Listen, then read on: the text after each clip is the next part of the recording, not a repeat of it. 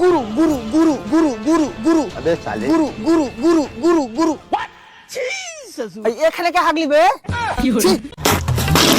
শালা ল্যাকটা করে হয়ে গেছে একবার শুধু দেখতে পাই যে কে হাগছে শালা রোজ রোজ আর পুঁট থেকে যদি না কাটে লেছে তো আমার নাম ডন এমানুল লয়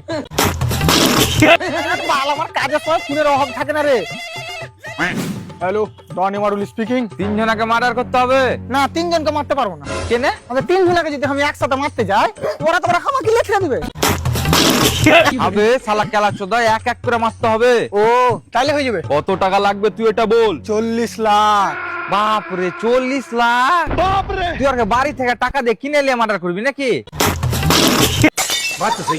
আরে এত খাতারনাক কাজে তো একটু বেশি টাকা লাগবে হবে ওরা কি যদি 40 লাখ টাকা দিই তো ওরাই নিজে নিজে বিষ খেয়ে মরে যাবে। আচ্ছা ঠিক আছে ব্যাপারটা আগে বুঝি যারা কে মারতে চাইছো ওরা তোমার সম্পর্কে কে হয়? বন্ধু। না না বন্ধুদেরকে মারতে পারো না ভাই বন্ধু থাকলে জীবনে খুশি থাকবে হবে খুশিকে তো লেপার লেগেছে শালারা। রে শালা যাই রে আর বাকি দুজ না বাকি দুধ না আমার টাকা নিয়েছে।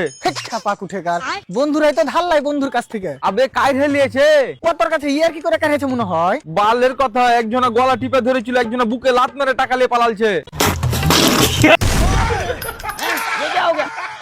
আরে তুই আর বন্ধু বলছিস ভাই আর দুশ্মন বে তাহলে তুই বল ভাই এই কথাগুলো শোনার পর তোর কি মনে হয়েছে? তোর কথাবার্তা শুনে যা বুঝতে পারনু খুশি মেয়েটা বহুত বড় ছিনহার আছে।